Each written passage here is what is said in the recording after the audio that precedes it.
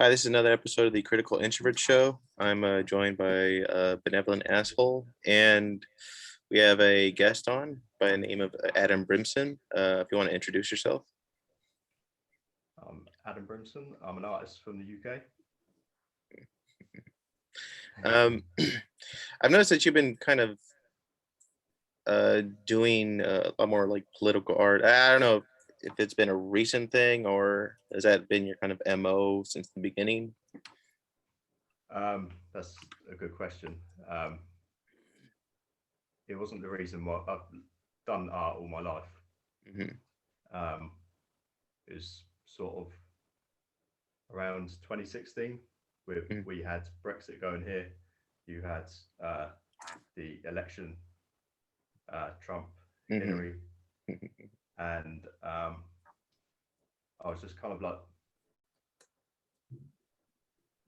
trying to put some meaning into what I was doing, trying to mix the two with my art and kind of like what I believed in. So that's kind of how I did. It kind of like didn't really sort of materialize until like a few years later. I think the first kind of not political, but politically inspired piece was I don't know if you see the Fleckers canvas. I might have. I can't remember. Oh, cool! Like I haven't seen it, but like I love Fleckers though. Yeah, so I did that, and actually ended up sending it out to him. Oh, cool. Yeah, Nice. And because he was kind of like one of the first people that I was kind of like watching to kind of like get sort of perspective on Trump, because over here it's kind of like you just get sort of one side on the news. And for me, it was like I saw Trump versus Hillary, and I was thinking like, but I really don't like Hillary. So it's kind of like, for me, I was just kind of like interested, like what we were getting one spin on Trump, and it was like Hillary is like. What's the main news source that you guys get over there in the UK? For US news or just in general, probably. Yeah, just in general, yeah. Yeah, the BBC. BBC, okay. Yeah. Hasn't the BBC gotten pretty like woke over the years? Yeah. Yeah. It's probably like the equivalent to like CNN now, I guess. You know, it's yeah. It's completely gone like one way. You know. Is there like what I guess alternative news sources are there out in the UK? It's a good question. I mean, I don't know if you call it alternative, but they just started like a GB News. Great. Oh yeah, I've heard of that. Yeah, I mean that's like literally like a month old. But you have like people that are doing it independently. Kind of like I'll be honest, I don't really like try to follow the news like too much. I like have people that I get like news sources from, you know, but I don't really go seeking like to watch the news. Yeah. Did you like how was Trump like portrayed back in the where you were from? Like, was it just he was a bad man? Did you get anything that was relatively nuanced or anything like that? No, because you know over here it's like it didn't need to be portrayed any other way. You know, like it wouldn't matter if they were saying Trump was great. You know, because it doesn't affect us in sort of like a direct way. Yeah. But it was just basically, you know, oh, look what he said about these people today, and he said this mean thing, and it's just, you know, it's just the spin was, you know, crazy.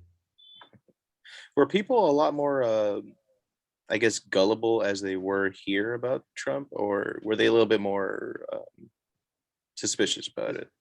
There's people that do they kind of liked what he was doing, but I would say most, because of the news that we get here, it was basically they just took that at face value. Mhm.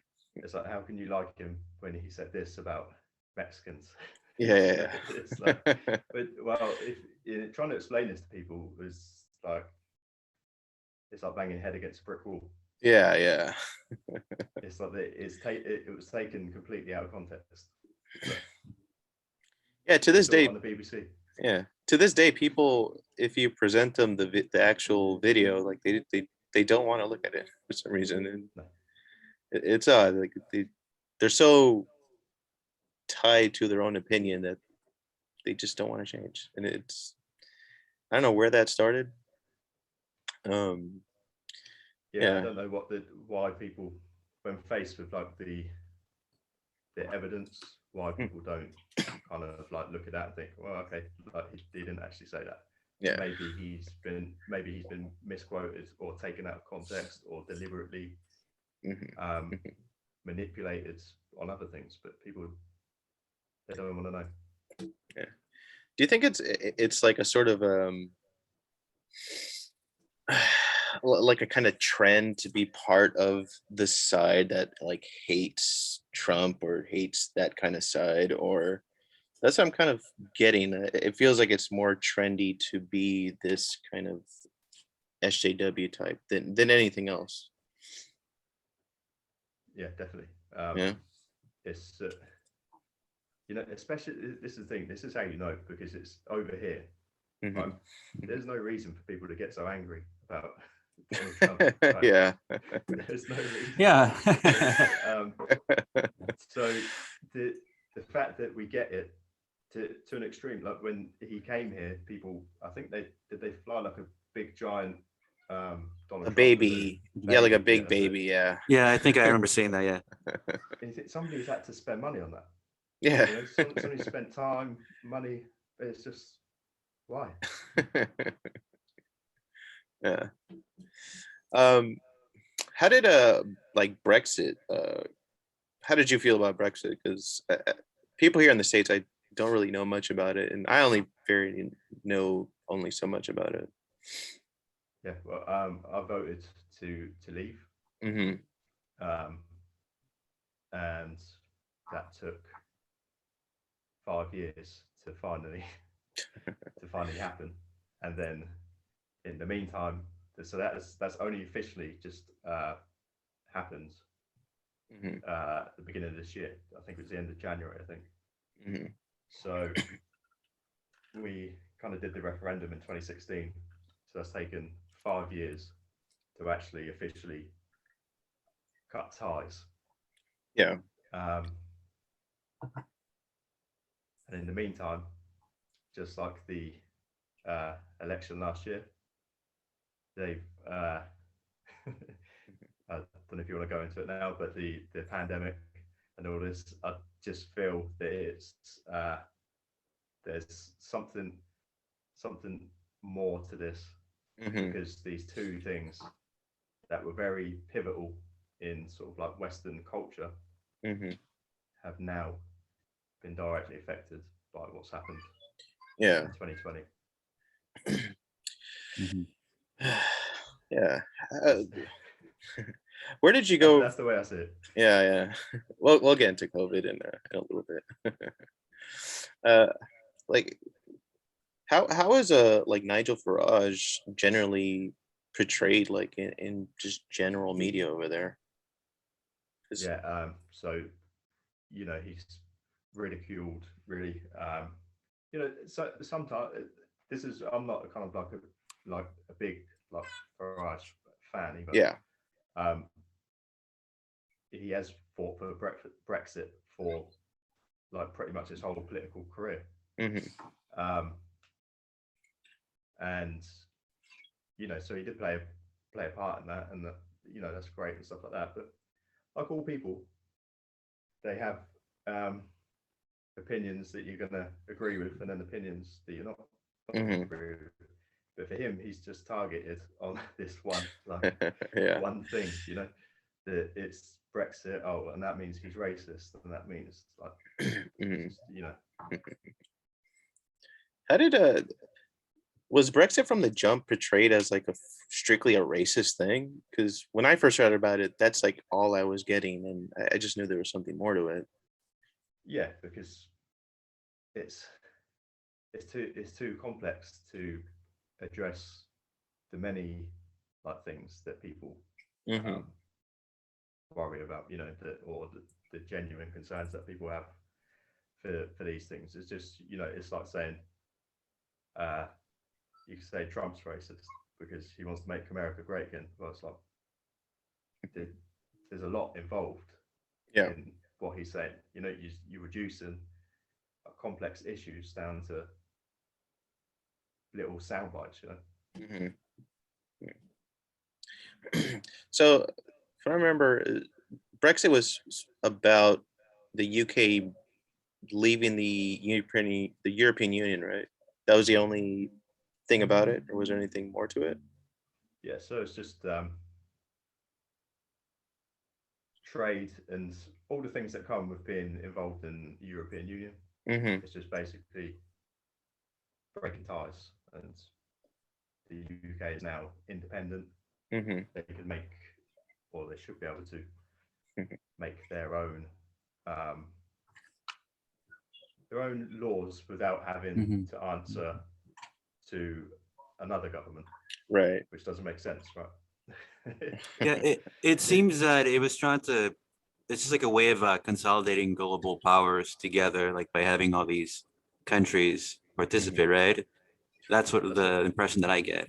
It was trying to make a super state. Yeah. Yeah, So exactly. Yeah, things like kind of freedom of movement now change, right? So we used prior to Brexit, Mm-hmm. you could go to, you still need a passport, but you could go to anywhere in the EU without like a visa or anything like that. You know, you didn't need to have a reason, you can just go. All that kind of thing changes. Same with, there's a lot of people from Spain, Italy, places all around Europe that work here. They need to now kind of apply to work here. Mm. So you know, there's no doubt there's problems that come with that. Mm-hmm. So Yeah. Wasn't there also like I guess from listening to like people like Nigel, they would mention like a big sort of, it was like a more of a cultural effect that the EU was happening, was affecting the UK, and that's what Breck was kind of like helped out with, like this idea of like preserving like the culture there. Um, did you see like any like before Brexit was kind of happening? Like, did you see like any weird like cultural shifts going on within the UK? I mean, for me, no, because I don't really know any different to you know, I've grown up around kind of Yeah. things the way they are pretty much. Yeah. But for people that are older than me, then yeah, like things have changed. I mean, there is an argument to be made about kind of the like unlimited, undocumented immigration and things like this, or Right. what would you call it? Like refugees and things like this.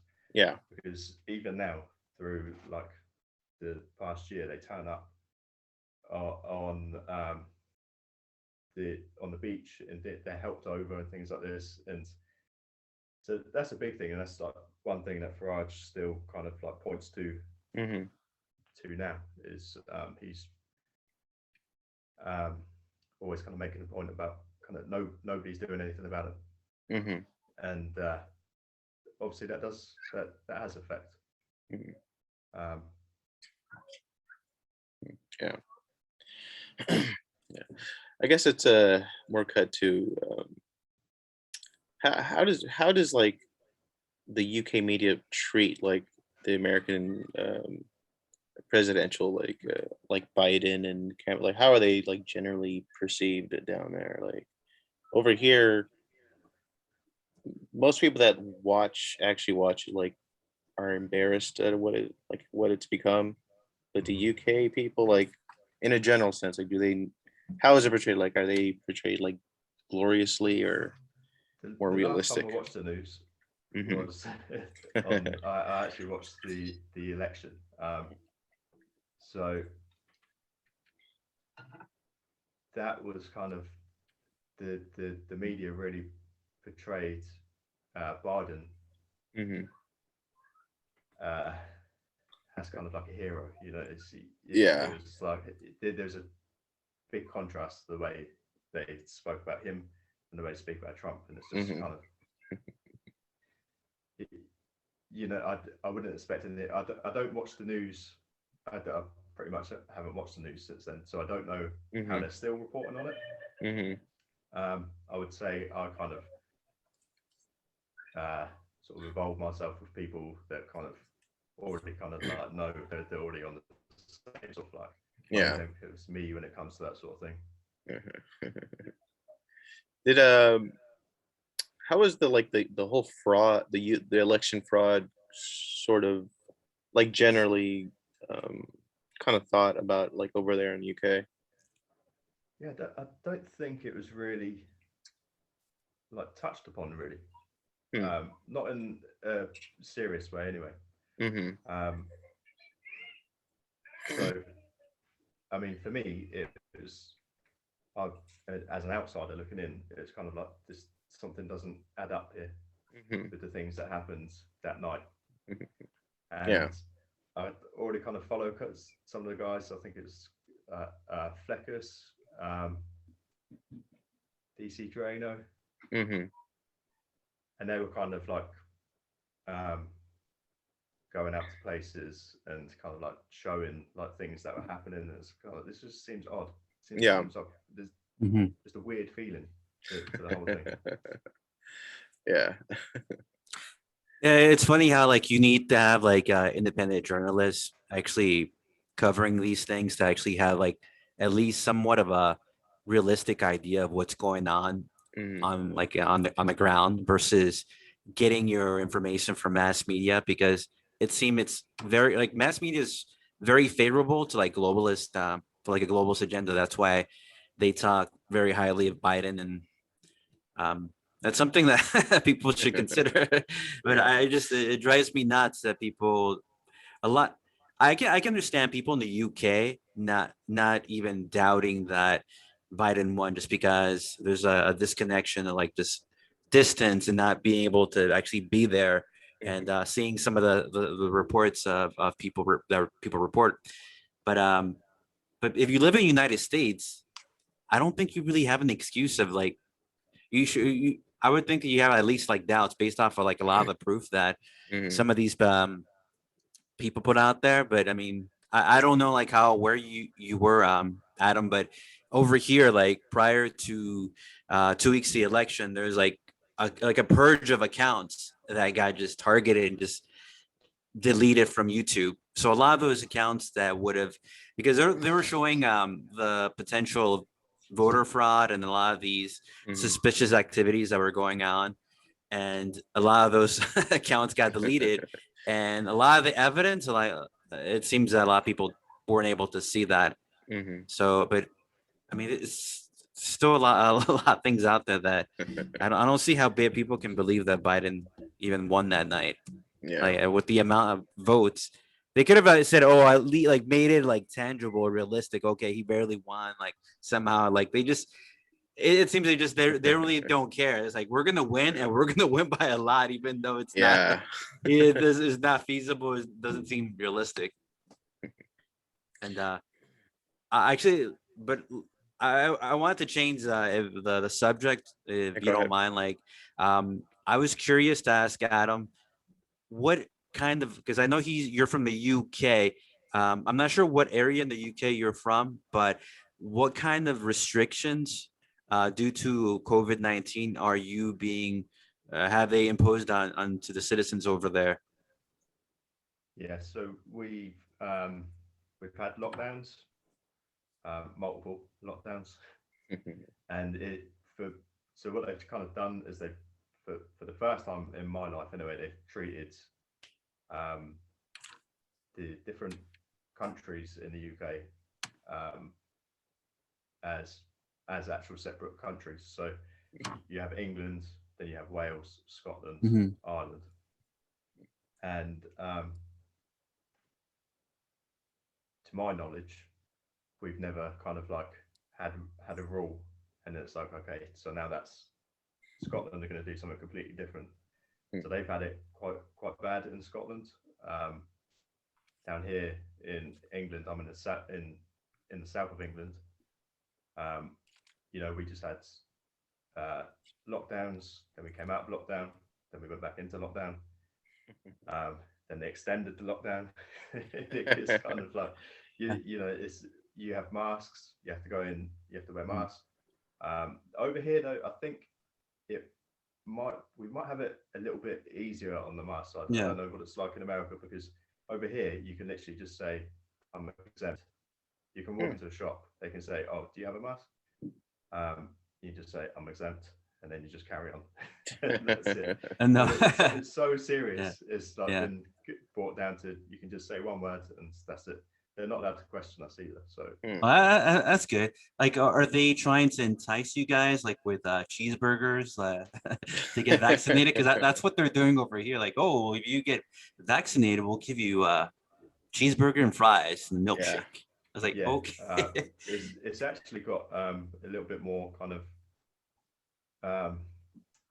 sinister, I would say, because what they're trying to do now is vaccinate the 16s and up. Wow. Oh wow. And what they've done is they've the government have run like an ad campaign, and it's the 16 and 17-year-olds don't need parental consent anymore to vaccinate. Wow.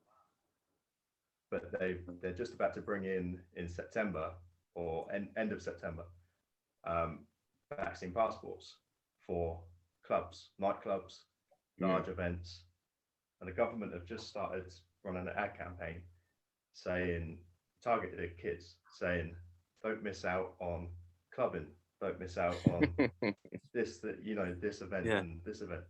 Wow. And to me, that is like really kind of,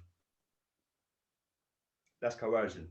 Yeah. There's no and that's pressure. I mean, the one rule about kind of like medical intervention is that you shouldn't be pressurized into taking it. You should have consent. To me, there's no way a 16 or 17-year-old can give consent to that kind of thing. Yeah. Damn. Well, they're targeting like 12-year-olds over here, right? But I mean, they're not. I mean, they need their parents' permission over here. But I think kids that are 12 years old can take it over here in the United States, if I understand correctly. It was like that one girl, right? Like, where it was like she had those side effects where she's like shaking. I think she was like 12, I think. I don't know her name, but she's like 12. The video that I was watching. Yeah. I do know that in public schools they're like super mandating like just mask all over public schools. Yeah, the mask. In UK, how are the schools treating this whole thing out there? Just like public schools or anything like that? Yeah, no masks for younger than, so we call it junior school here. That's up to like 11 years old. So if you're in senior school, then that'd be 11, 12 upwards. That would be they had to wear masks. Again, that could, if I always said to people, if the first day you go in, you just say I'm exempt, that's it. You'll never have to wear a mask. You just won't have to take part. But as soon as you that's so nice. The first time, you can't then come in another day and say, "Oh, I'm exempt." Because so the first time they ever ask you, you have to say that?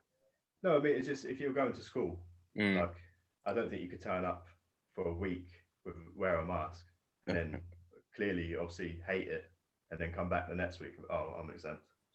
Yeah. As is that you know, maybe you could, but I mean, It's crazy, like listening to people all over, because like you would think, since I'm in LA, that like LA is like this, free kind of like hippie type of place, that it's a little bit more relaxed. But it turns out, like, the more I talk to people, LA seems like a lot more authoritarian than like I can think of. Like every time we've interviewed people, I mean, you're in the UK, other people are, but like it always seems like they tell us that like LA is like the worst.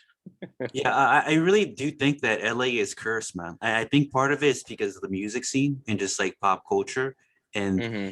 just like Andrew Breitbart, I think Andrew Breitbart was like dead on when he said that culture is like Yeah. downstream from like yeah, from politics. And just and like for example, was that one guy from Jane's Addiction, like recently? He's from Oh Jane's yeah. Addiction is like an LA band, and they're like a famous LA band out here. And he was caught recently, like taking a picture with Lori Lightfoot in Chicago at Lollapalooza, and there's like hundreds or thousands of people like maskless, like when there's all these restrictions. And Lori Lightfoot is like was it a city, the mayor of Chicago, and Yeah. there's people dying over there, and she's imposing all these like crazy restrictions onto people, but she's out here like at a concert, Lollapalooza, not wearing a mask with like this iconic rock star.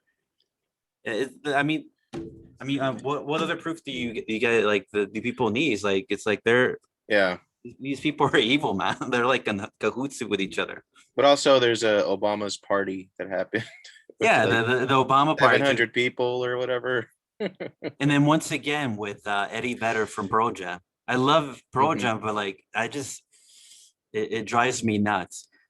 Yeah, it's frustrating to see like old rockers just Yeah, become such pussies. It's yeah, so disappointing. submissive. Yeah. Yeah, so submissive. And Go ahead. sorry.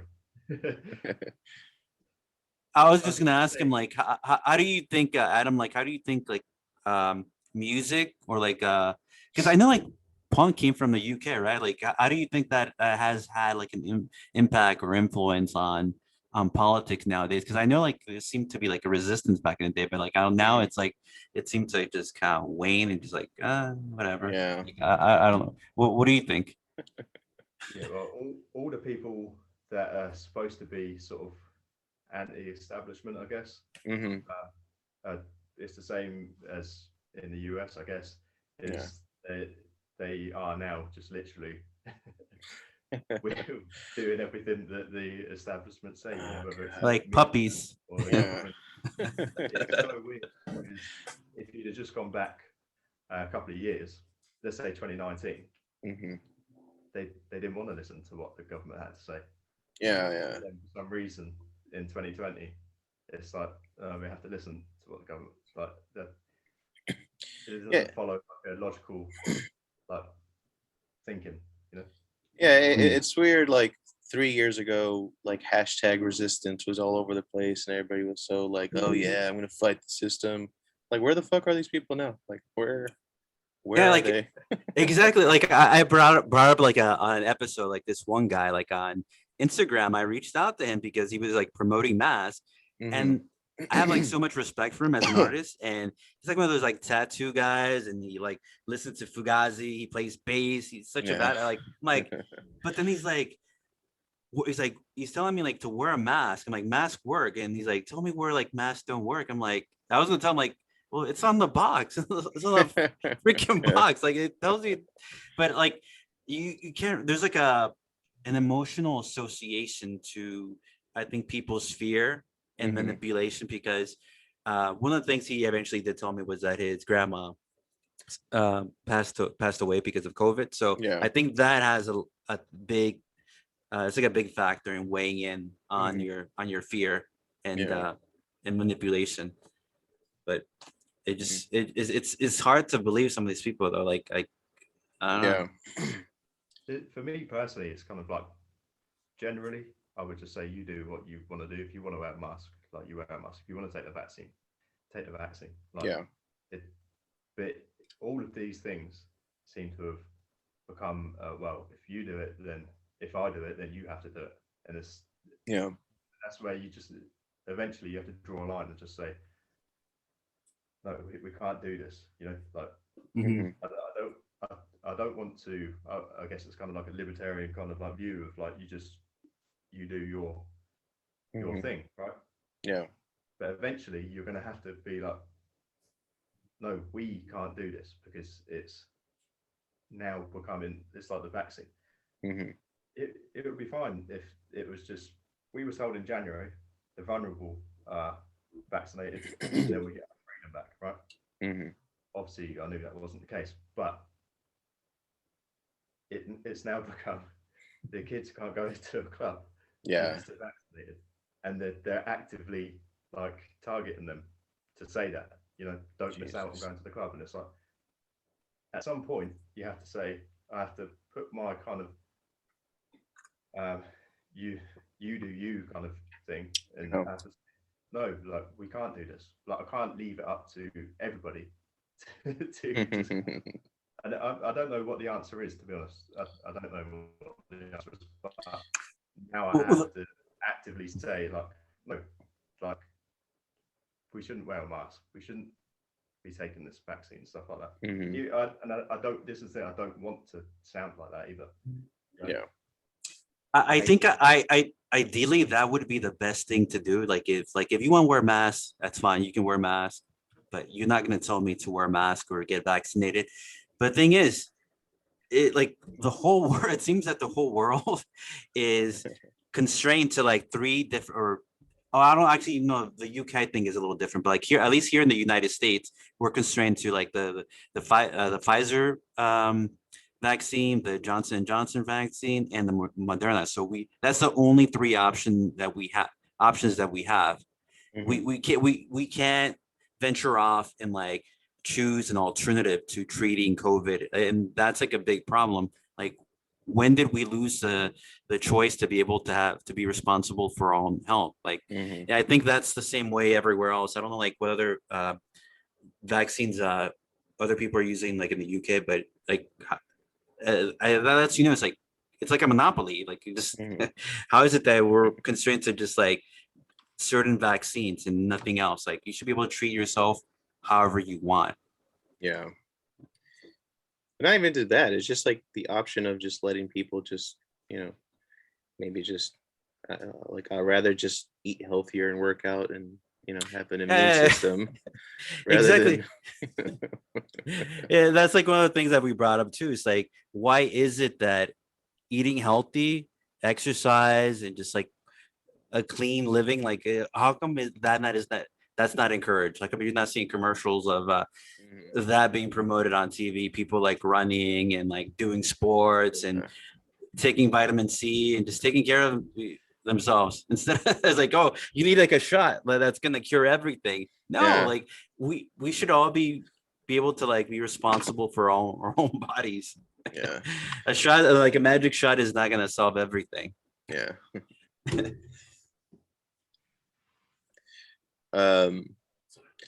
In the UK, because here it seems like businesses are leaning towards kind of mandatory vaccines. Like, is it the same out there in the UK? That we're heading towards, like, as far as like businesses themselves making it mandatory for employees to like get the vaccine. Have you gotten any word about that? So far, it's been care workers and the NHS. There's like a plumbing company over here that has become very famous through kind of like being the first to come out and say, all my employees will be made to have the vaccine. That's funny. And he's like rolled out every time they have a debate about it, and there's like nobody else is allowed to have like a say. It's like he gives his biased opinion on it, and it's like, you know, I think businesses like that, at the end of the day, it will be kind of the sort of the market will kind of correct that kind of thing if it's given a chance. because you know, if you knew people were forcing their employees to take a vaccine, I don't think people would want to spend. Maybe they would, but I would hope like people would boycott those sort of businesses. But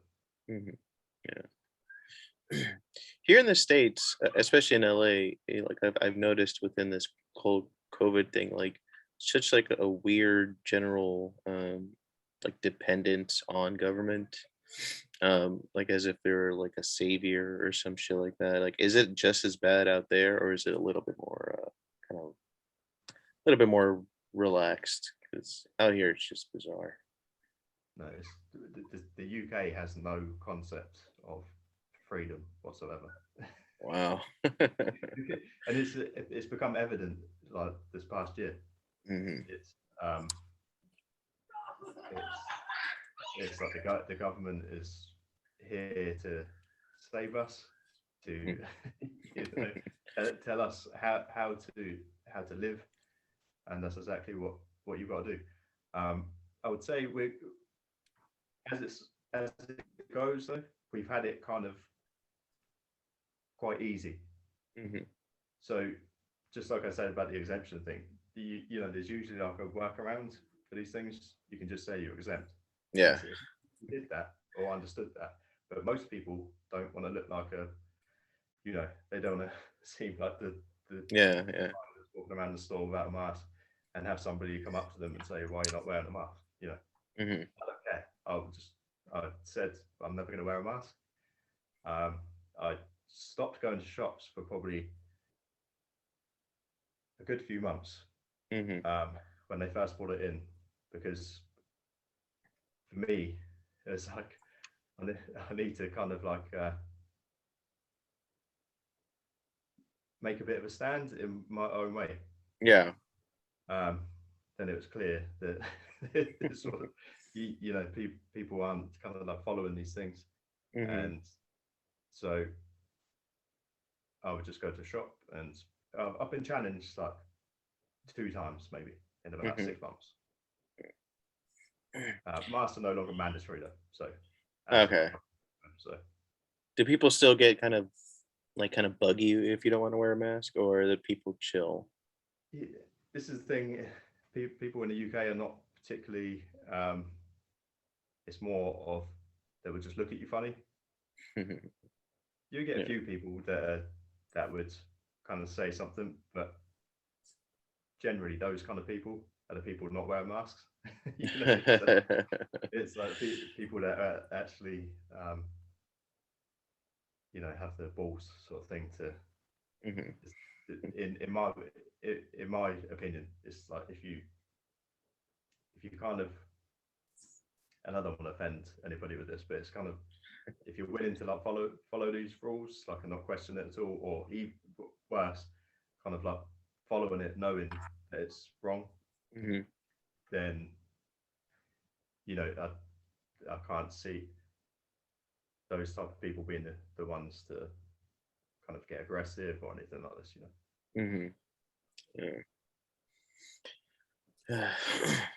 Yeah. Like, what does it look like? Like, if you walk out onto the street, like, how much propaganda and like on the street do you see, like in where you live at, like as far as like billboards and signs and like on a newspaper, like how much of that do you see? Because over here it's just like it's saturated with propaganda now. Yeah, it's like product placement now.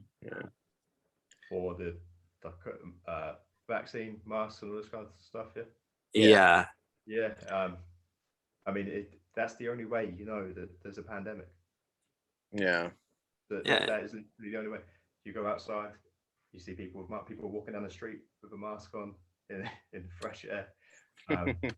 There's a billboard with kind of, you know, we have the sort of what was the slogan, like hands, face, space. You go to the shop, there's the markers on the floor, you know, keep two meters apart. We even had like traffic light signals to get into the supermarkets. People had to queue up outside. wait for the green light to come on, then they could go in. Right? So even the cars have to have like a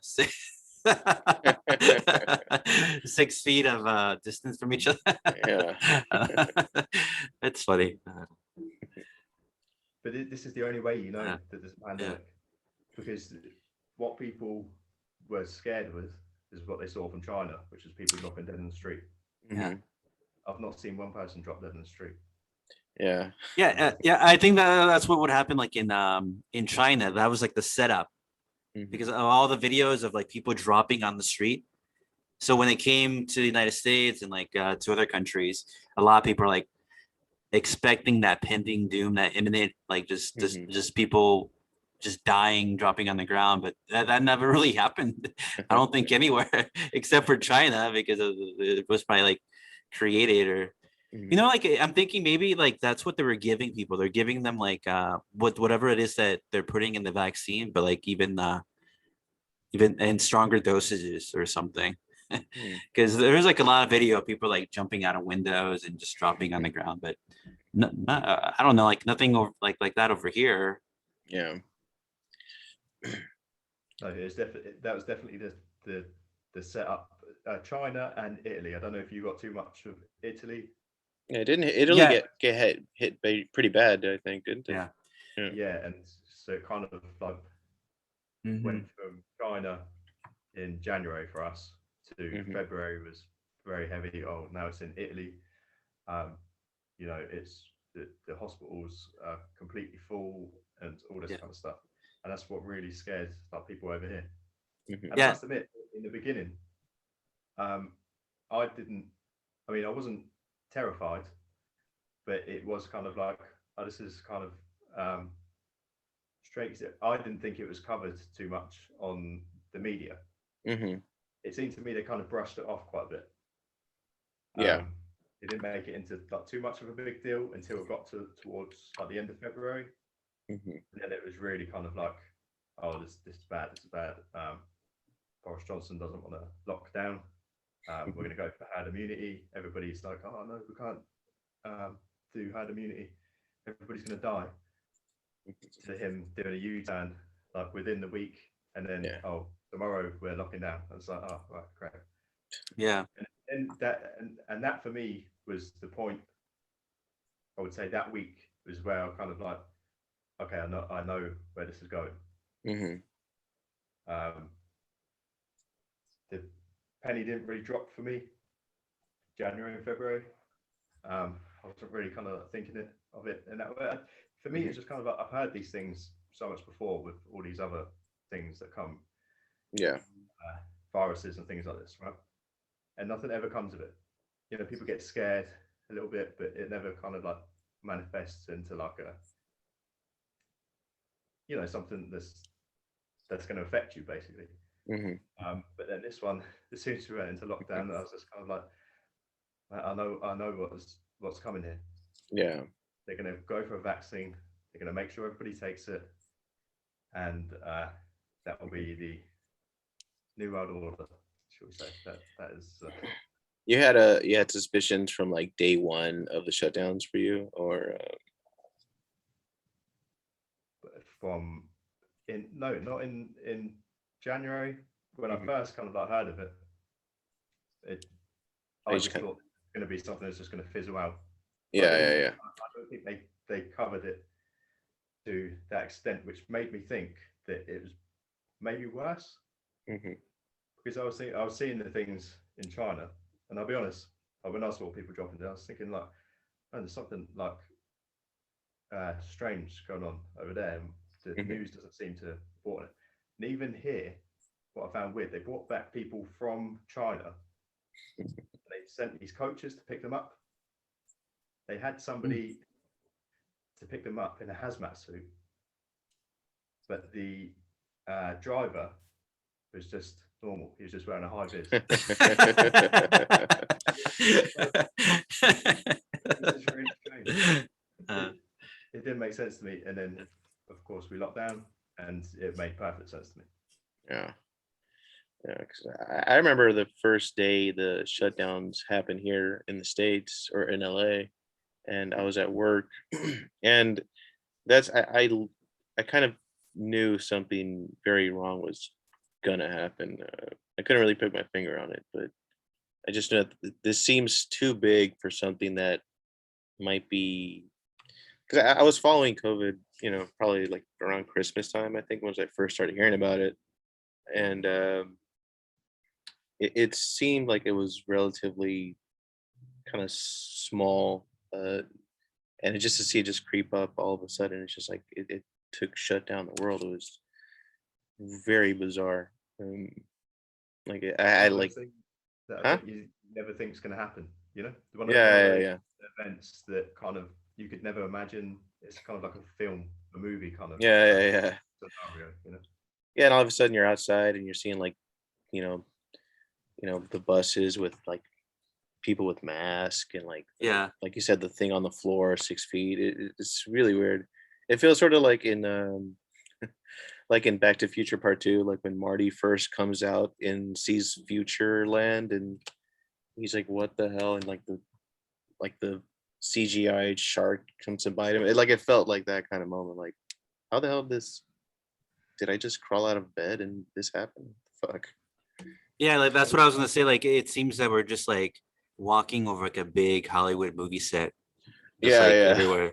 Just like it's like where all these signs come from? Why are people wearing masks? yeah. It's It's so bizarre to me. yeah, That's the power of the propaganda, right? It's yeah. Exactly. just overnight, everybody's behavior changed.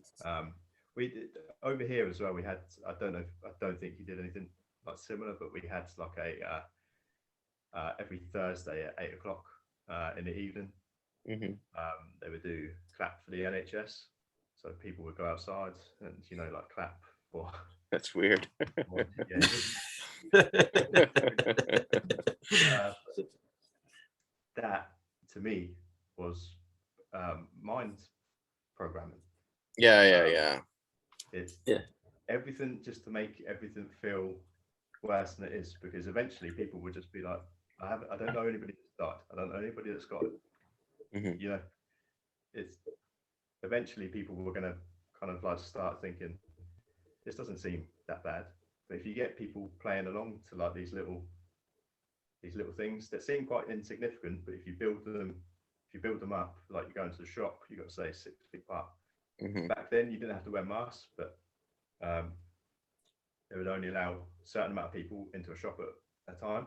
Hmm. So you would have literally hundreds of people queuing down the road Jesus. Yeah. to get in to do their shopping. Then every Thursday, people go outside. It's just like, Yeah. people can't see what was going on, but Yeah. Yeah. I was gonna say these things seem like so insignificant, as you were saying, but I mean, I think it has like a big impact on society because I keep saying this one thing too, that what happened with the market that I go to. I don't know, like if other people went through this too, where during the middle of the alleged pandemic, a lot of people we would have, or like people would have to line up in the middle of the aisle of the supermarket, so you Mhm. couldn't go like, because you have to do the whole 6 feet apart from each other. So people would have to get in the middle. And even though we don't really have to do that anymore, people are still doing it. Like they're still lining up in the middle. I'm like, no, just go to like the whatever aisle is open now. Like, you Yeah. don't have. I mean, now we have to have a mask again. But I mean, Mm. but well, actually, I don't wear the mask. So far, I've been able to get away with just saying medical condition, but we'll see. We'll see how that goes. Like I've been able to get away with that a few times, but yeah, like people are still doing it even though they're announcing you guys don't have to you don't have to Mhm. wait in the middle of the aisle anymore. You can just go to whatever check stand is open. But people Mhm. still do it. They'll have signs and people announce it, but they'll still, it's like they're conditioned to do that, to because Yeah. they've repeated that action so many times in the past that they've been conditioned to act that way. And I think it's Yeah. one of those subconscious things, Mhm. very insignificant, but I think it has like a big impact because you're showing some compliance. Yeah. and just like every single inch draws us closer to just being just slaves to the government. It is kind of scary because you know, okay, no, stand here, no, stand there. And like, Yeah. no, like you can stand wherever you want. A year's a long time, right? That's the thing. Yeah. Over 18 months now, right? I think That's a long so. time Yeah.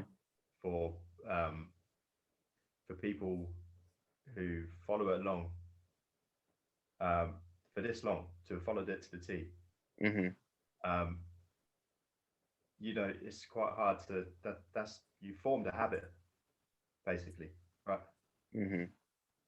And especially for kids as well. There's going to be kids out there that have completely forgotten what normal life is like. Yeah, that's the thing that really does worry me more than anything, is like how this is affecting kids. Just in the fact like how like their education has been like within this last year and a half. Like I don't think they've really gotten that much of a, you know, good experience as far as school. Everyone tells me like, oh, my daughter got A's this year, but like she's been in her fucking room on the internet doing Zoom calls. I don't really think it's really helping her. I think the one thing too that they're, I mean, including us, I think, is that they don't have like a sense of time anymore. Because I don't know, like I think that's one of the things that I guess was good in school, was that like every so often, like you go to recess or you go to lunch, or you like there's like there's cues, there's breaks, so you have like a perception of time. And because of this, since they don't have to go to school physically, I've noticed an impact on kids where they can't really tell time. They don't know the difference between 5 minutes to an hour. And I think the way it's affected us too is that since we're all in the way, like we're always working, is that we don't know what day of the week it is sometimes. Like I know, like one of the people that's happened to me too when we were in lockdowns, we're just working from home, is that you couldn't tell the difference between the weekend and the weekday. And that's how it's affecting, I think, adults. But with kids, I think it's affecting them even more, that they don't know the difference between hours, minutes, and weeks and days. They don't know. Like they're and it's scary because a lot of them they're being born into this, and so a lot of it, like, this is all they know. And it's very how long, like, you're as a kid, how long did a year feel like as a kid? That's forever, but as an adult, like, the time goes like really quick. So I'm seeing, like, my son spend this last year in this the shutdown kind of like situations. And I think to myself, like, this must feel like 10 times longer to him than it feels for me. How his perception of this must be is, you know, infinitely bigger than how I perceive it, you know. Kids get like they get bored really quickly, but like super bored, and that's gotta, like, this might have been like the most boring year for a kid, and like that's gotta like really fuck with a kid's head, man. Like, well, like my niece, she's you know, like around like 15, around there, and you know, I would just talk to her, and she just the theme I would get from her every time I talked to her was just how incredibly bored she was. Like, and I just feel sorry for her. I feel for the kids that were kind of graduating or leaving school or whatever, and they've missed those kind of milestone years, right? To kind of, that's like the what's the word, like a rite of passage kind of thing to come in, to your next step of life, but they've missed it, you know, because they just like pulled, like they taken away these memories, like these pivotal memories, like from kids, like everybody that was supposed to graduate, like people going on prom, like their first kiss or whatever, like they probably missed that. And it's like they're never gonna get that again. Like never, they can't graduate again. They can't go through the fourth grade again, or they can't be a senior again in high school. It's just taken away from them. It's gotta be a trip to like be like have your senior year in high school, but through this, like that must have been like just the shittiest year. Like you couldn't fucking go out to parties and get drunk. You just had to be stay here. What a fucking bummer for You're fucking high getting school. You can get you're getting drunk in high laid, school. you know, you can get smoked. Yeah. Yeah, that shit. Yeah. That sucks, man. It makes you wonder like how the dating scene is for like younger people now. Because you know, at work, like the girls are like, you know, around 20 years old. They're super like, you know, terrified of this shit, and but they're meeting guys through Tinder, and like I don't know how the fuck you're gonna find someone with Do you think this. it's younger people that are more scared? Because I sometimes I don't know if they're the ones that are kind of like pushing this, you know. I I think I don't know. That's a good question.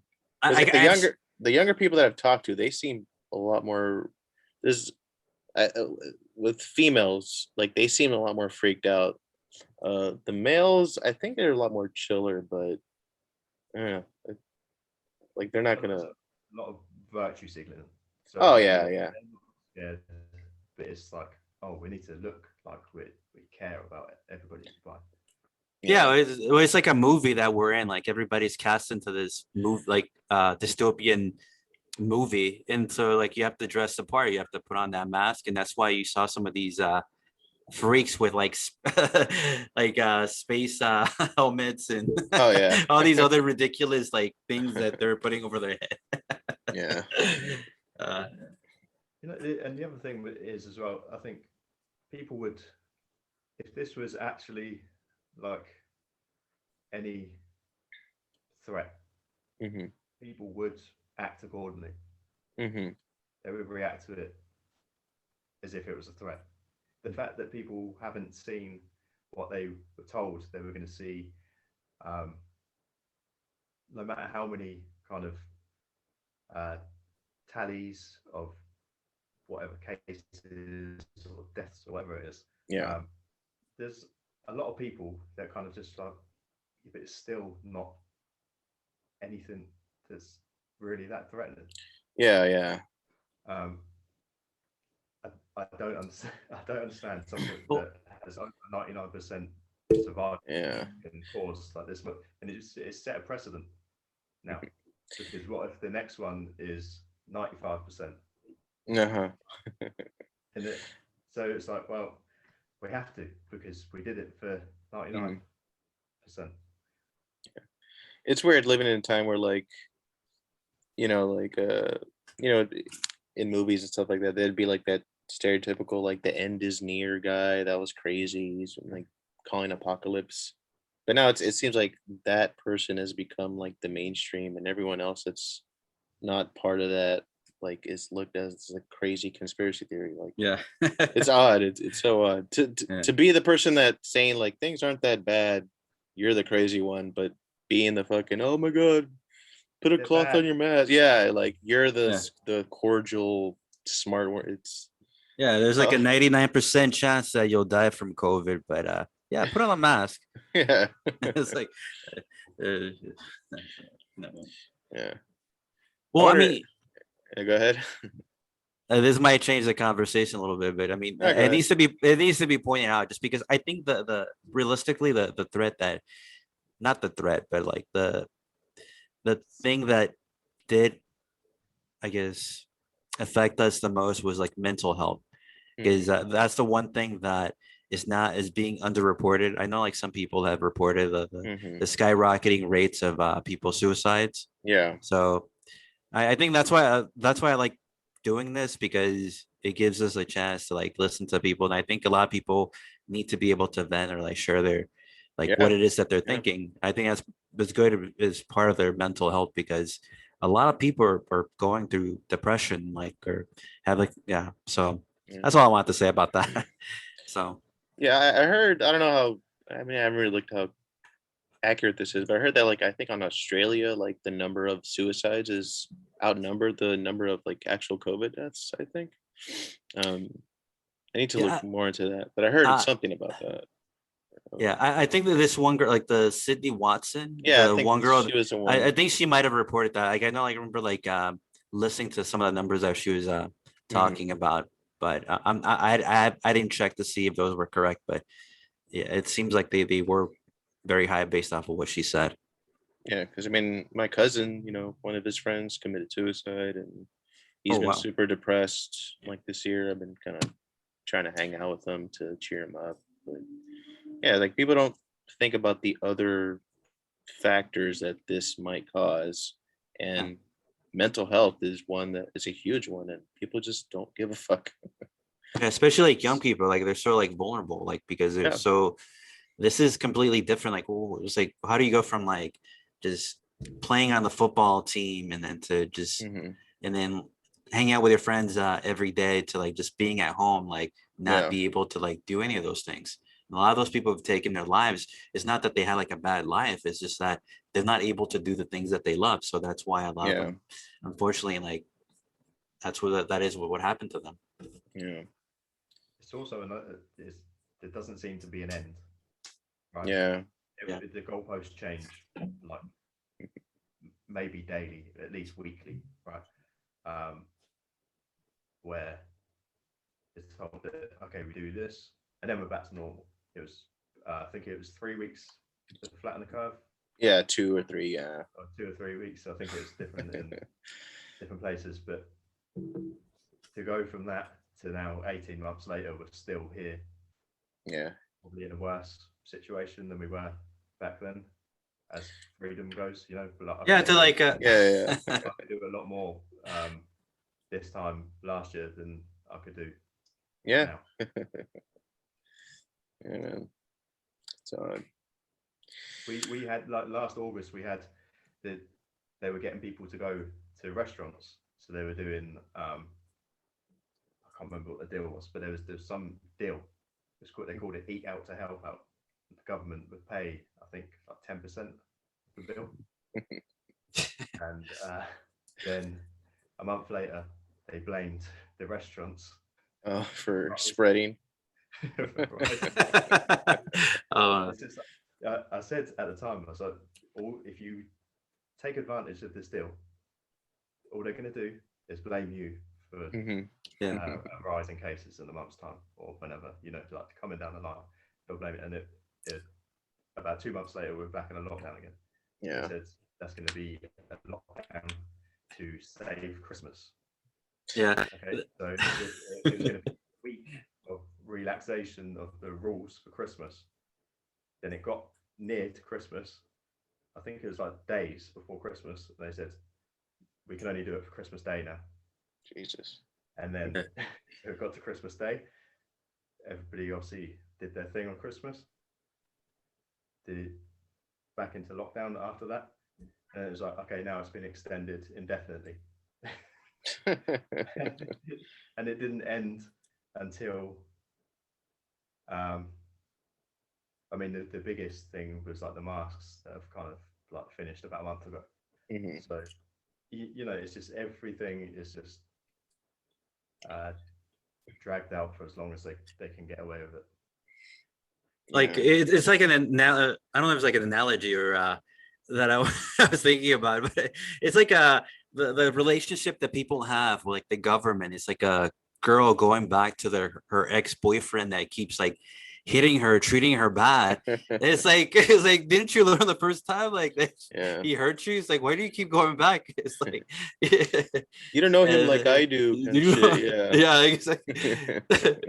They just do this one thing. Yeah. If you just this one thing, yeah, you'll Yeah. change. Yeah. Yeah. I remember. Yeah. I remember really early on, like how there was like specific lingo being put out, like essential workers and just weird things, and I would like overhear like just people talking, and I'm just like, do you guys realize what you're saying? It sounds really scripted and odd. Like there's no genuine internal thought that they're using. It's very scripted shit. Hmm? What have they convinced people of? I don't know, man. Non-essential. Yeah, it's a weird word to say. Yeah. So if you look into the Great Reset, that's exactly fits right in with it. Yeah. You know, there's the people that are willingly saying, okay, yeah, my purpose in life is Yeah. not essential. I'm not needed. Well, it's a manipulation of language, because like, if you look at everything, like all these words, like if you're Hispanic or if you're African American over here, like in the United States, you're like a minority. So you're already in that sort of mindset. Oh yeah, well maybe I need the government to help me out. And then now they have what the Latinx. So if you're if you're Latino, you're Hispanic, now you have to like get on your knees. It's like, oh, okay, you're Latinx. You like both, I guess, guys and girls. I guess that's what Latinx is. So so they're trying to like take away our masculinity. If you're a guy, like you're Latinx now, supposedly, according to Joe Biden. And what's the other word? Yeah, non-essential worker now. Now we're non-essential. Only the government can Yeah.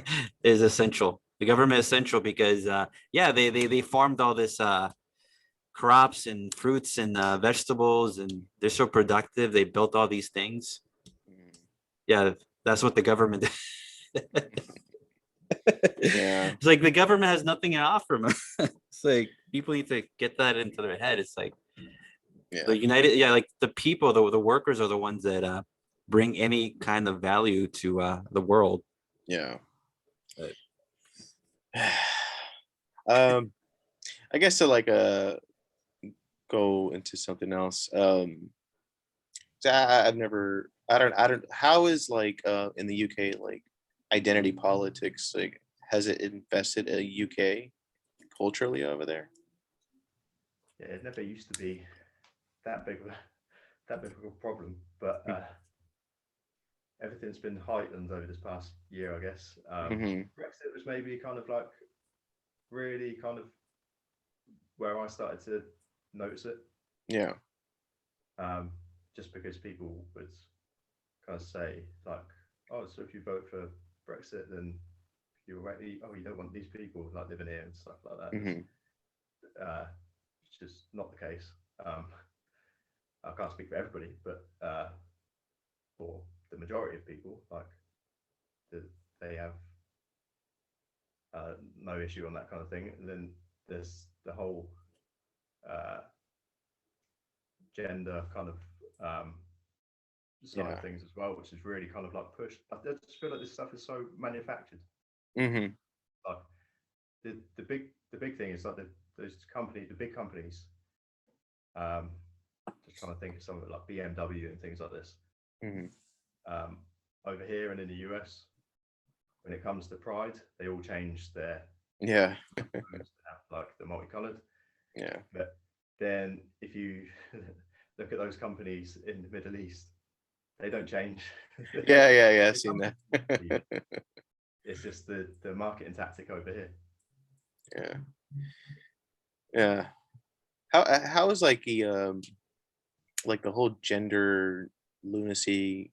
Because over here it's just going fucking wacko. But how is it in the UK? Because it's another level. Especially here in LA, it's something else. But I'm curious to see, like, for some in the UK, like, do you guys? It's a funny thing because if you go in about your daily life, you don't really come across this stuff. But as soon as you switch on the TV, or you go onto Twitter, or any social media, things are then an issue.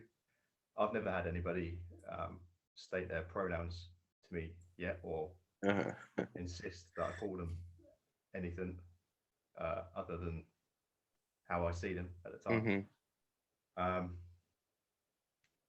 So I feel that this stuff really comes through from the media, pushes it onto people.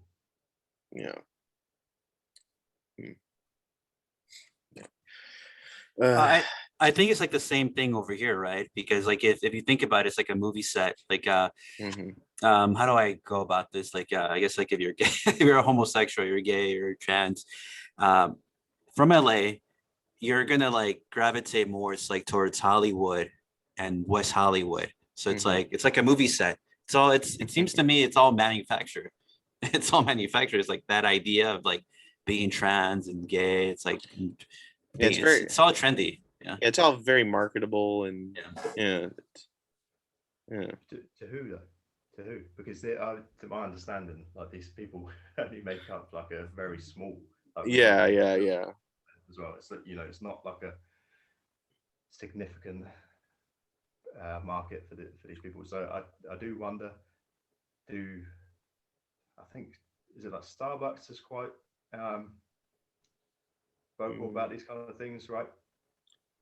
As far as I know, there's some companies that are quite vocal and pushing it, and I think like when they have a service like selling coffee, surely the idea is you want to be as open to as many many people as possible, right? Yeah. And it seems to me like these companies really sort of like have picked a very niche like thing. So I wonder, where are they getting the financial incentive from? I don't know. I think a lot of it has to do with more with like the trendiness of it than like the fact that there's actual trans people that care about pronouns. It seems more. It seems like a very like a marketing ad now, and it's being pushed so hard. I don't know where the intentions of it is, but it's really getting creepy. We had you had the big Black Lives Matters. Cutting off a little bit. What would you say? Peaceful. Yeah. Oh yeah. I mean, that still travelled over here. We had like marches and things like that here. So it's kind of the only way that is coming through is through media. Now, if I go on to we have Sky over here, right? It's the I would like cable, right? Yeah. Okay. Now the main menu for that, all through the end of last year, it was like Black Lives Matter. Yeah. Across the top, right? And it's like a big it has its own like PR, and then we had the Football World Cup about a month ago, and it's like all over that. The England team kneeled before every match and things. Was it the whole team, or did anybody like say fuck team, that? Oh really? Yeah. Oh. I was interested to know really if anybody would, but it wasn't, and it seemed very like forced. Yeah. I would think maybe like the team probably would, but even the commentators would positively reaffirm what was happening, if you know what I mean. Yeah. Oh, there's no booing. Nobody's booing because people were booing. Right? Yeah. And I think for me, it's like I think people, if they want to do it, like allow them to do it, right? I don't think people understand. Well, maybe they do, but I don't. Maybe some of those people don't understand what they're actually showing support for there. They're what they think they're showing support for, to what Black Lives Matter actually is.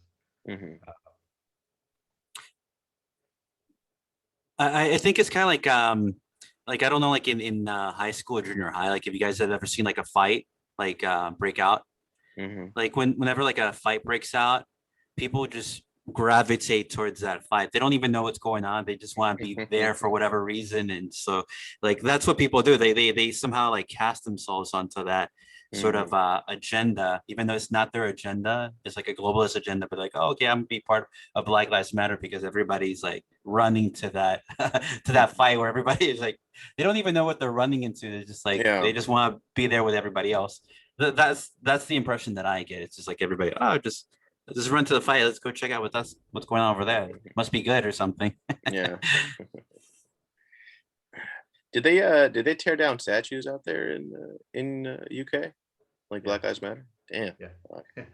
Yeah. I mean, this is the thing. I don't even know if you could call it Black Lives.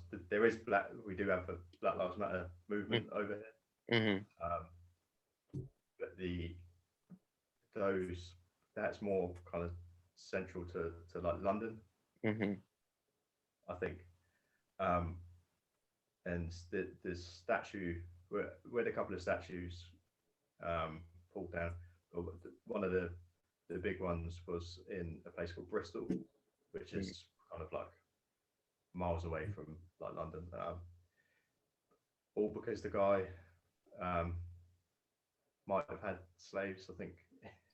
Yeah, it's turned into like if they might have known somebody that had a slave that had a friend, they're gonna tear down. Like, didn't they tear down fuck? Didn't they turn like a black statue that they thought was like a slave owner or something? Like, I could have sworn they did somewhere in the States. Ah, fuck, I can't remember. But they turned down so much. Was it? Are we talking about in the States here? I think it was like it might have been like Frederick Douglass. Yeah, right? I think it was Frederick Douglass. I think it was Frederick Douglass. I was like, what the? It's like what the hell? He was like one of the abolitionists. Yeah. It was, yeah, for like during like Civil War, like one of the wrong guy. It's like so counterintuitive to like that movement. Yeah. But that movie just doesn't make any sense. Yeah, it's very confusing. And it's strange that a lot of people don't realize how old Black Lives Matter is. Like, they don't realize like they've been around since I think like around the tail end of Obama's administration, and they've been pretty much just as bad. They've only got worse since then. But, pair it with Antifa, and it's yeah, it's going to be bad news. Yep. This is what I don't think people kind of like realize, because I think again it goes back to what the general population just see. Oh, like, yeah, Black Lives, of course, like people don't dispute that, right? But then if you just spend a little time, dig a little deeper, I had somebody say to me, oh, yeah, but it's not an organization because I can't sign up anywhere. So I went onto the website and I said, there you go. Yeah. Supports Black Lives Matter as well, right? They supposedly follow Black Lives Matter. I said, there you go. There's the sign up. You can sign up and join the organization, and it's people kind of oblivious to these things. But then the I like the, what would you call them? Like the head of the people that run the organization. They're buying mansions, right? Yeah. Yeah, that's what they're doing over here. Like, I forget what areas, but like, what's her name? I think Patrice Collier or something like that. Yeah, I'm trying to remember like what area, but it's like a really nice area. Like, wasn't it like Brentwood or something like? I think. No, it's like a different area, but like it looked like a really nice home. yeah. I think like a $3 million home or something. Yeah. So nuts. But people, like a lot of people here don't even believe that like Antifa even exists. It's right. Bizarre. If I can see it from here, you wonder where people kind of like can the media blackout be that powerful? Yeah, I could understand if like someone just never heard of Antifa because they don't follow the news or something, but like I'm getting that people heard that like they don't exist, and I'm just like, where the fuck are you getting this from? Because at work, like I remember first hearing a girl say that, like she brought up Antifa, but like, oh, too bad they don't exist, and I was just like, what the fuck are you talking about? Like, I've heard. Yeah, like I've heard that. It's like it's not really like they're not really organized. It's just like very organic. It just doesn't make it. It's funny because I've been telling people, like some of my friends before. I mean, actually they've been around for a while, but like years ago, it's like, oh, Antifa's like they're pretty bad. Like they exist, and they're like, it's not a big, like what you were saying. It's like, they don't really exist. They don't. They're not like a big deal, and like.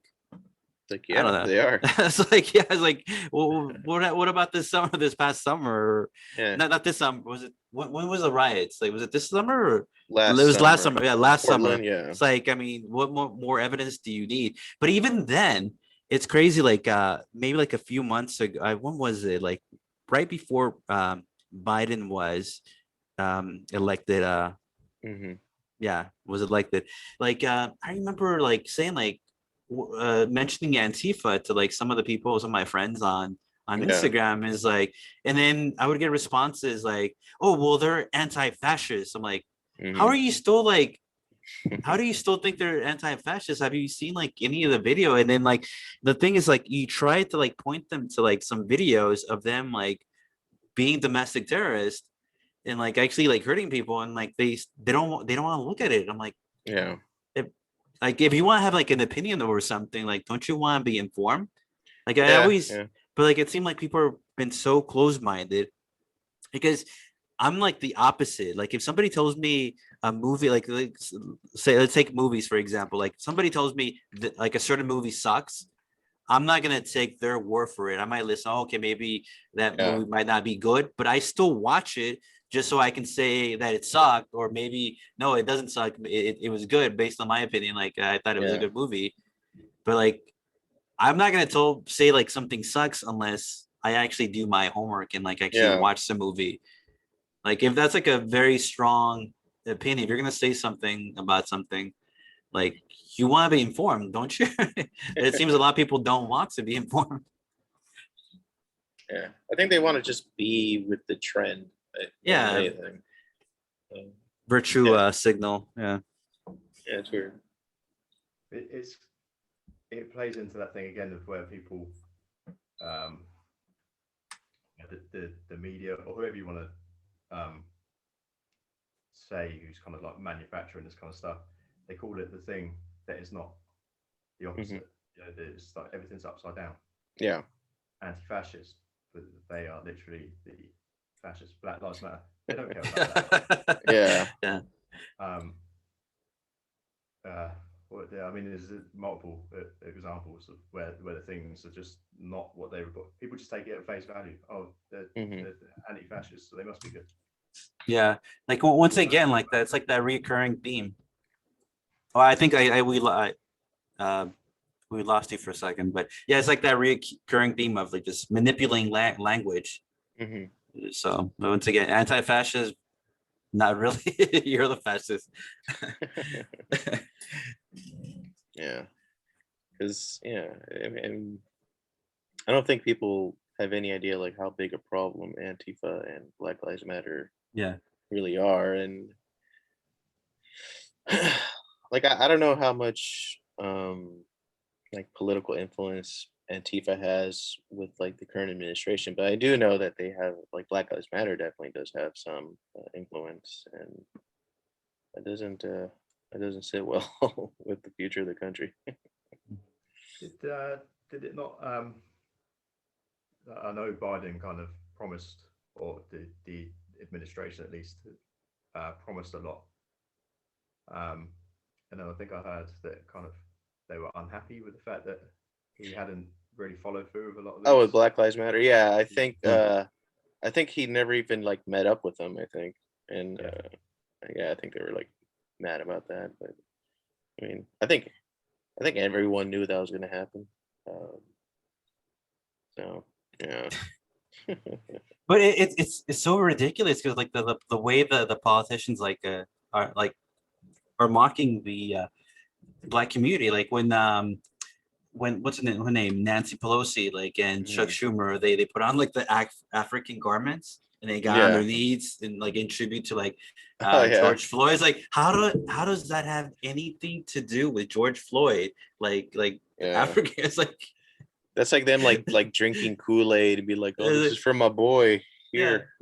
You know? it's like it's just like the level just like of being out of touch and like people looking at that and thinking it's okay. That's just like so disrespectful to everybody, not just Yeah. like the black community. Just like it's like are you on so many different levels, just like disrespectful and suggestively being racist and just like testing your like you have to be dumb. I Yeah. guess to like eat that up to eat that Kool-Aid.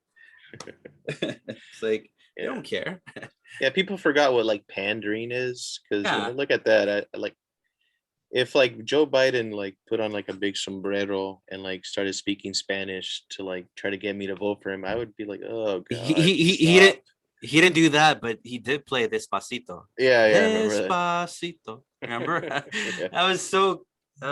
Yeah. I don't like using this word, but it was so cringe though. Yeah. How the kids say that. So cringe. Yeah.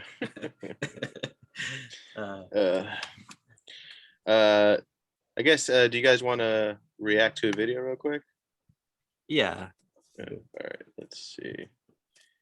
We got two we can do. We can do Old Man Transgender versus Transgender or Ben Shapiro. Let's do Old Man Transgender. I guess let's just set this up. This guy runs a comic book shop. I forget where, but in his shop he has this sign right here. And let's see. All right, just out. Dr. Seuss' new book. If you are born with a dick, you are not a chick. And apparently people, I think generally the neighborhood kind of like just thought it was hilarious, but lo and behold, someone I guess decided to take offense to it. And let's just watch this. I'm telling you right now, as a trans women are women. Well, I'm telling you, as a man, that's I just love this guy, by the way. He's the fucking best. it's total. Okay. You know what? Nobody confronts you. That's the problem. Really? If they'd say, Really? what the You want to bet? what the is You know going that I on? have had Do to you know how work many with? people you've embarrassed at Oh, City wow. Hall?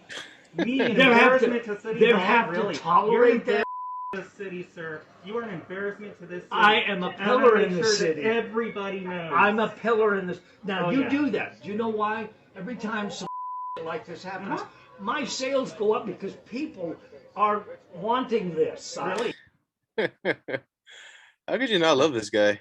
I mean, Yeah. Jesus Christ. How tall is this fucking tranny though? God damn. Is she wearing heels or? I don't know. I don't think he needs it. Holy shit. It's a beast. Really? Really? We're gonna show them the side of you, and You do it. You do hopefully it. we can You change do your it really mind, good. sir. Because guess Hopefully what? we can wake you up. You are nuts. Let's wake you up. You to the are truth, nuts. sir. You're not a woman. You don't look like a woman. You Uh-huh. don't act like a woman. Really? You're in the head. What's Oh, wrong with really? you? I am confronting you Yes, sir. that you are.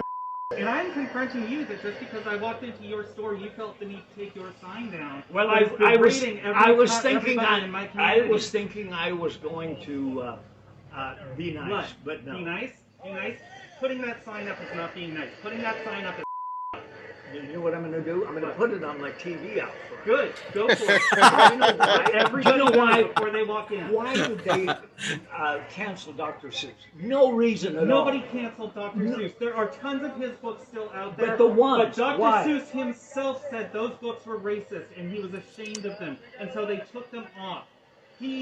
Let me his tell you estate this. Took them off You because they are were wrong. you are in the head. You're an Really? embarrassment to the community. I think You're you an need to look in the mirror, sir. You're an I embarrassment. think you need to look in the mirror when you say that because you're actually saying that about yourself. Well, look at yourself, for Christ's sakes. Really? For Christ's sakes, who would want to even be close? My God. Really? It's horrible.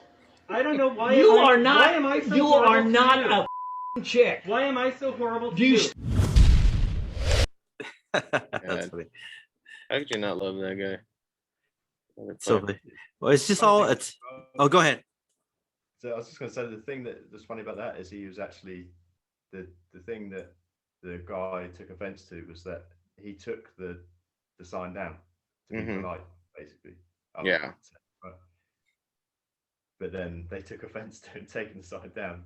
Yeah. The sign anyway. You know, Oh man. I think he just put it, he put it up as a I don't know the context of the thing, but maybe he put it up as kind of like a light-hearted kind of like thing. Yeah. Probably his beliefs, right? Which is Yeah. fair enough. He's not saying anything that's not factual, but his his initial thought was, I'm going to take it down because I don't want to offend this person, maybe. I believe that person is like a congresswoman, I think. Oh, really? I think so. That makes it more interesting. Yeah, I think that's what he was talking about. Like, you're an embarrassment to this community. Or I didn't think he didn't mean it like that. You're because you're trans. I think he meant more like because you're a congresswoman. Yeah, but yeah, that guy just he was fucking awesome, and he's getting like famous because of this, which is great. He said he can't tap it. Sales go up, so I know. I hope his sales skyrocket. I hope he becomes prosperous and is able to like retire. Well, what's funny too is that like I actually read some of the comments in the videos in YouTube, and it's funny because like even females surprisingly didn't think he looked like a woman. They would say like little catty like comments like, oh, like no real woman would like wear that outfit together with that person and stuff like that. Like, it's like yeah, I think like most people that do this, like where it's not even convincing, it's like it's more like to get a reaction out of people. Like they it's like they need that confrontation. Like they're so miserable about themselves that they need some kind of attention, even if it's negative attention. So I think that's what... Sorry, go ahead. Go ahead. From that's about 20 years old now, from the UK, Little Britain. Yeah, I remember that show. Yeah, you know the show. Yeah, and the guys, one of the sketches, he plays a guy dressed up as a woman. And the whole thing is like, I'm a lady, right? And it's so obvious that he wasn't a lady. And then he went to places was to basically just say, I'm a lady. The people that he was a woman, and it's that kind of thing. Like they're not fooling anybody. They're kind of just there to make a point. Yeah, which undermines like other people that, you know,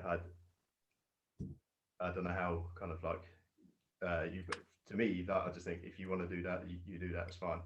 Your kids alone. But you know, if your point is to go and make some sort of statement everywhere you go, you're kind of doing it for the wrong reasons. Yeah, it feels like when like someone's like a fake punk rocker, like they're doing it just because of show and try to like, you know, get reactions out of people, but like really no one cares. And I think they get offended when you just don't care, because they seem like they always try to like pick the fight themselves than the other way around. The other video of it's man. Oh, the ma'am one. Yeah. It's man. And that one didn't even look nothing like a woman. Like look like a beast. And the reaction was completely just, you know, just like I think they kick like some sort of a stand over or something like that as well. Yeah, something like that. Yeah. I do think some of it. I think a lot of it might be like a frustration that like they maybe had this image that they would be this woman at one day, but then like they're slowly realizing that they kind of look pretty awful. So I think a lot of that frustration kind of comes out, especially with that ma'am video. Like I think a lot of it is just they're just so pissed that they don't look like their image of a woman, that they look like God knows what they look like. I think some of these people are like victims, especially not victims of like society, but I think they're victims of, I guess it would be kind of society, like the government, and just how they're subsidizing that sort of like mental illness into just like having people like embrace that. And it's like a war on not only of information right now, but it's like a war on like a mental war to just like break people down mentally. And this is what's going on like with some of these people that think that they're trans, and is just like breaking down society from like the inside out. And instead of like having like an actual war where people are like shooting at each other back and forth, poof, poof, poof, It's just like breaking everybody down mentally, and it's kind of draining because really, to be honest, like I don't have anything against people that are trans, but they're being put so up high that it's almost they're trying to put them in a almost like to a point where they're like a president. Like, well, we have Biden already. Like he's like he's suffering dementia, and they put him out there. So it's like that's an attack on us who don't have like a mental illness, and they're trying to, I guess, break us down that way instead of actually. So it's like an infiltration through attacking at us mentally, if that makes any sense. Because I don't have anything against people. Like people will do what they want to do, but it's the problem is that when it comes to somebody that has like a mental illness ruling over somebody that is not, because as long as somebody that is sane is in power, I think for the most part, like if they're going to respect other people, even if they're gay or whatever they choose as a lifestyle. But if as soon as you put somebody that has like a mental illness, like look at Joe Biden, like like look at what's happening now. It's like that's when like everything is just gonna go to hell. Like what's going on now. So oh, what do you guys think about that? Or I do think that there is like a weird war on like truth or reality or whatever you want to call it.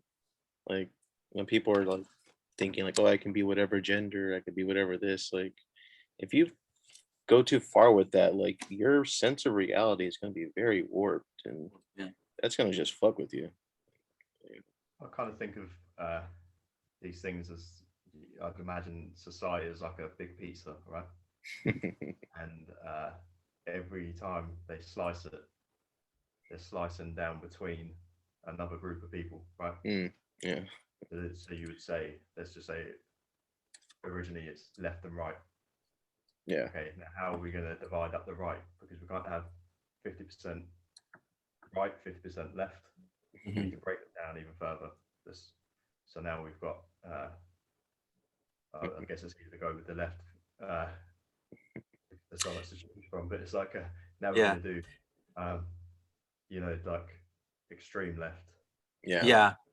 That's exactly what they're doing. Like that's what they're doing with was it Chris Jenner or the one that's trying to run for governor? Or Jenner, whatever, that's his name, right? The Jenner guy, the girl or thing. That's what's happening. Like that, the right or like I guess conservative leaning people are kind of there's like a little bit of a conflict between people that are in favor of her actually running for governor versus like the people that are like more, I guess, for Larry Elder. So it's like that. There's like that division. So they're trying to divide. It's like it's all divide and conquer. Yeah. And that's where I was trying to get to. But it's just when you attack your mental health, it's just very easy to break everybody down.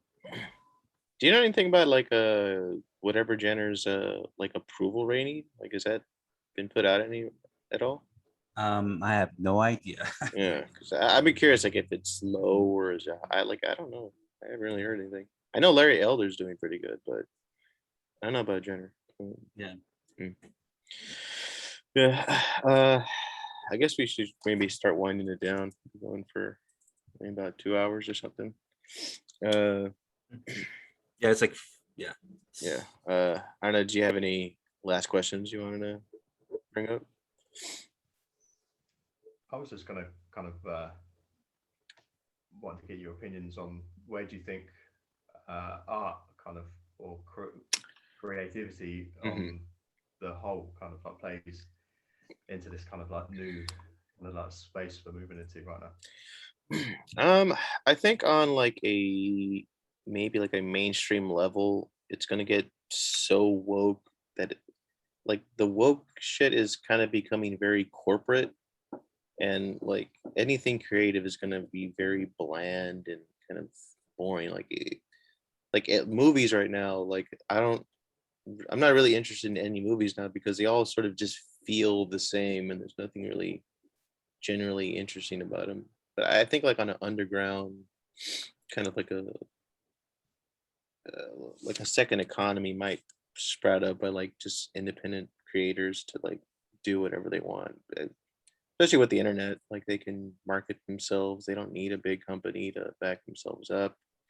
Um, and I think that might be the future for just creativity in general. When it comes to art, music, movies, I think anything mainstream is going to become more bland as, I think so. yeah. I don't know. Uh, What do you guys feel about that? I think so. Like I think a lot of people that are in the industry working directly in studios, not just artists, but like in celebrities or actors. I think they're looking for a way out. I think they're kind of like it seems that seems like they're trapped in a box and they don't know how to get out.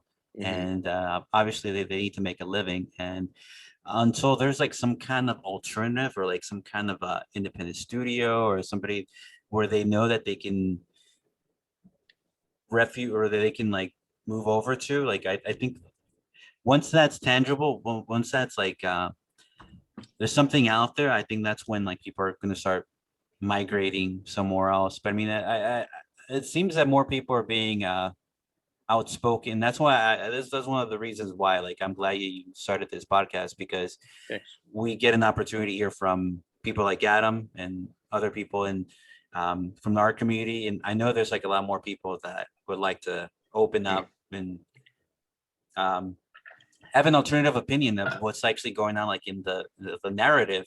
And I think a lot of people are just stuck because that's what they have to say to keep their job. And if any of you guys, like as we said before, if any of you guys, even if it's anonymously, want to like come on here, just so build awareness, like the eventually build like a network of artists where I don't know, like maybe like build up like a reputation of like you have like an idea of like who thinks a certain way, who's safe to like work with. And if we can just like help each other out and work with each other, we can be able to be independent from like studios or from like certain people that won't hire us just because of how we think. So it's just like making people feel safe that they can take that next step, I think. I think that they're out there though. There's there's like that one artist I think that I've noticed like started posting stuff. He's like from Portland. He's like he has like a big following. Is he a caricature guy? He's not. I think he's like a character designer. Because it seems, or at least like the people that I follow that have like really big followings and they work for studios, they have like that sort of like they it seems that they all posted that little square. I'm like, God damn it, man, not you.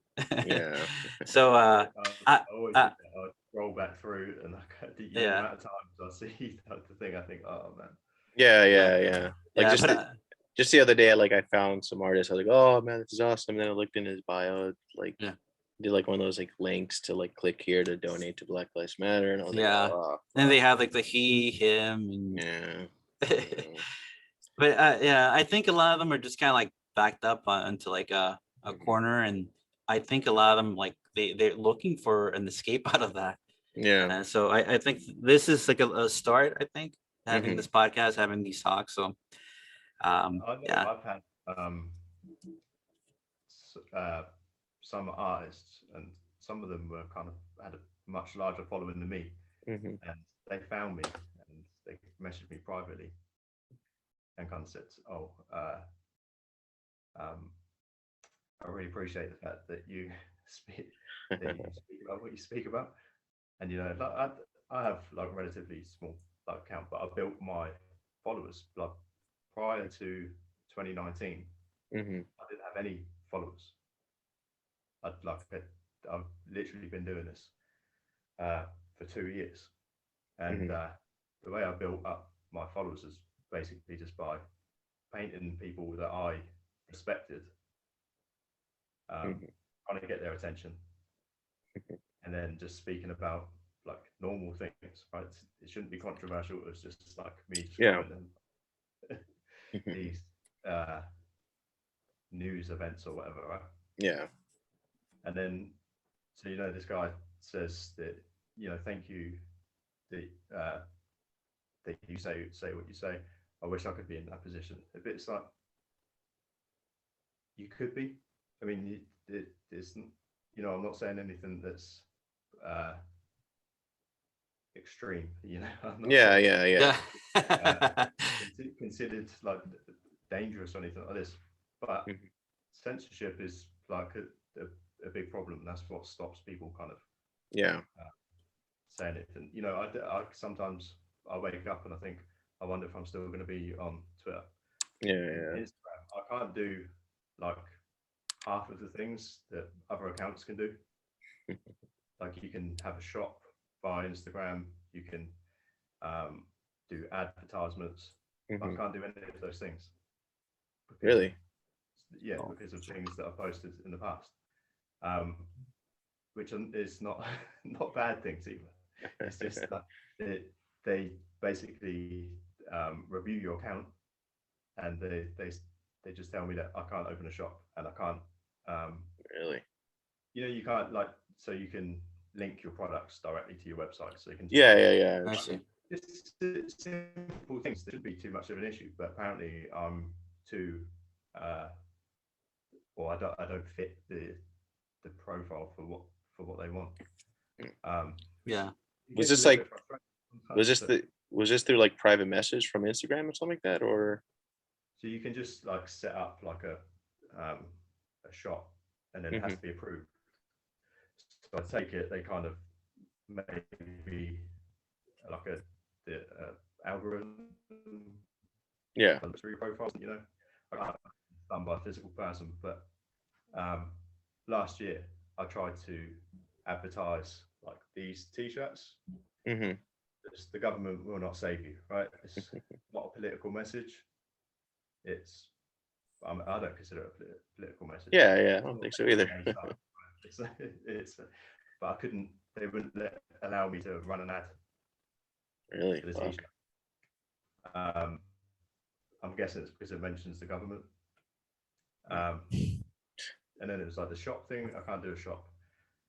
I'm not too bothered about Instagram, to be honest with you. It's not my biggest thing. Like a lot of my interaction comes through Twitter, Mhm. which has been like really. I don't know if you guys are on Twitter at all. No, I don't have one. No. It seems like cancer to me. I don't want to fuck with it. Yeah, like I didn't want to get pulled into that. Like I used to follow well, I still follow some of the accounts that used to like but I have to follow them like on Rumble and BitChute. But they post every now and then like Twitter stuff, and I don't want to get too caught up with that because yeah, it's like a lot of cancerous sort of like stuff that's on there. So For me, it's been the best thing I ever did was go onto Twitter. You wouldn't think, Yeah. because it's not like a image orientated social media site, but it works. Have they tried might- to? Have you got any trouble with Twitter or anything like that? I mean, touch wood, and so far I've been okay. And it might be because the only thing I do know is that they have limited the reach of my account. Mhm. Wow. It grows like very slow. Mm. And I'll go through a period where it's like I gain followers, and then I will literally have nothing for Wow. like a month or two, right? So it's very like it's real kind of like stages of, and if I have like a tweet that kind of gets quite a bit of attention. The other day I had I can't remember what I said now. It was actually nothing very. I think I said something like the sometimes I wonder why the brainwashing didn't work on me, right? What happened? Yeah. And for some reason, like that got quite a bit of attention. Twitter, the next day when I logged on, it said you're getting quite a bit of activity. Do you want to filter some of the Wow. some of the interactions? Right? Obviously, I say no. But since that, my interaction on other tweets goes down. Wow. So you have like a post that's kind of getting a bit of interaction, but then the other stuff gets limited. And it's very frustrating when you're trying to promote stuff. Yeah. You don't know. For me, my kind of like promotion is I speak about what I speak about, and it kind of goes out there. If people like what I'm saying, then Yeah. they come up, they join in, and it's been quite good. That's how I've got paintings to people like Fleckus, Zuby, and so Oh, you've done commission work for Zuby too? I did. So after I did Fleckus, this was back in 2019. I then did a painting of Zuby. It was not long after he did the weightlifting video. Yeah. Yeah. And and it surprised me because I didn't know he was actually lived in the same city as me at the time. And I put the painting up, and he kind of like followed me back, and then we just kind of got talking. I said, you can come. The painting's like yours. If oh, cool. Nice. That's cool. Yeah. He came and picked up the painting. Tight. Yeah. Good I like dude. Zuby. Zuby's Yeah, he's nice guy. Zuby. He's in America right now. Oh, yeah, I think so. Yeah.